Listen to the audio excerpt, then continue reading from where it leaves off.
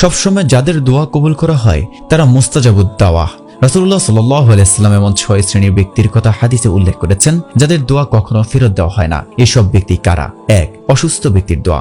অসুস্থ ব্যক্তির দোয়া আল্লাহ তাআলা কবুল করে থাকেন। অসুস্থতার সময় আল্লাহ তাআলা মানুষের গুনাহ ক্ষমা করে দেন, তাদের মর্যাদা বাড়িয়ে দেন। হাদিসে এসেছে কোনো অসুস্থ ব্যক্তির কাছে গেলে তার কাছে নিজের জন্য দোয়া চাওয়া, কেননা অসুস্থ ব্যক্তির দোয়া বা মিনতি ফেরেশতাদের দোয়া বা মিনতি করার মতো।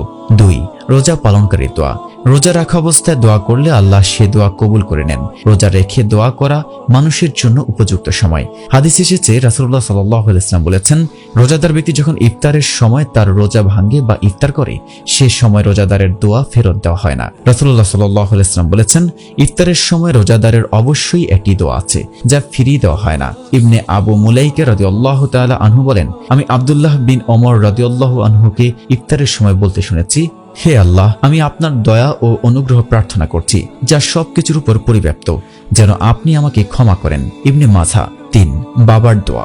সন্তানের জন্য বাবার দোয়া। সাধারণত মায়েরাই সন্তানের জন্য বেশি বেশি দোয়া করে থাকেন।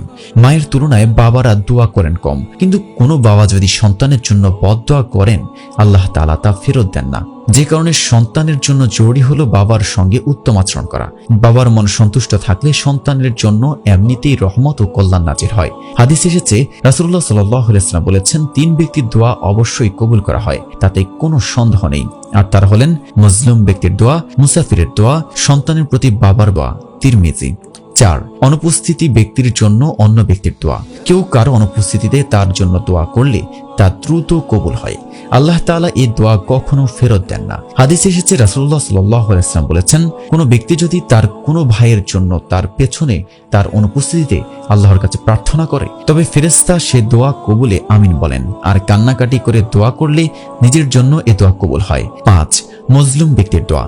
যে ব্যক্তি কোনো ব্যক্তি গোষ্ঠীর দ্বারা জুলুমের শিকার হয়, অত্যাচারিত হয়, তবে ওই ব্যক্তির দোয়া আল্লাহ তাআলা কবুল করেন। হাদিসে এসেছে রাসূলুল্লাহ সাল্লাল্লাহু আলাইহি ওয়াসাল্লাম বলেছেন, 3 ব্যক্তির দোয়া অবশ্যই কবুল করা হয়, তাতে কোনো সন্দেহ নেই। আর তারা হলেন নির্যাতিত ব্যক্তির দোয়া, মুসাফিরের দোয়া আর সন্তানের প্রতি বাবার বদদোয়া। রাসূলুল্লাহ সাল্লাল্লাহু আলাইহি ওয়াসাল্লাম বলেছেন, যে লোক তার প্রতি অত্যাচারকারীর বিরুদ্ধে দোয়া করলো সে প্রতিশোধ গ্রহণ করলো। 6. সফর থাকা অবস্থায় দোয়া। যে ব্যক্তি সফরে থাকে আল্লাহ তাআলা ওই ব্যক্তির দোয়া কবুল করেন। হাদিসে এসেছে রাসূলুল্লাহ সাল্লাল্লাহু আলাইহি ওয়াসাল্লাম বলেছেন, 3 ব্যক্তির দোয়া অবশ্যই কবুল করা হয়, তাতে কোনো সন্দেহ নেই। আর তারা হলেন নির্যাতিত ব্যক্তির দোয়া, মুসাফিরের দোয়া আর সন্তানের প্রতি বাবার বদদোয়া। যাদের সতর্ক থাকা জরুরি। কোনো সন্তানেরই উচিত নয় যে বাবা মার সঙ্গে খারাপ আচরণ করা, কেননা বাবা মা সন্তানের জন্য জান্নাত ও জাহান্নাম। সন্তান যদি বাবা মার অনুগত হয় তবে জান্নাত সুনিশ্চিত, আর যদি অবাধ্য হয় তবে জাহান্নাম সুনিশ্চিত। আবার কোনো ব্যক্তির সঙ্গে জুলুম করা হলে ওই ব্যক্তির সঙ্গে আল্লাহর সঙ্গে পর্দা থাকে না। সে যে দোয়া করে আল্লাহ তাআলা তা কবুল করে নেন। সুতরাং কারো প্রতি জুলুম করা মারাত্মক অপরাধ। আল্লাহ তাআলা মুসলিম উম্মাহকে হাদিসের নির্দেশনাগুলো মেনে চলার তৌফিক দান করুক। আমিন।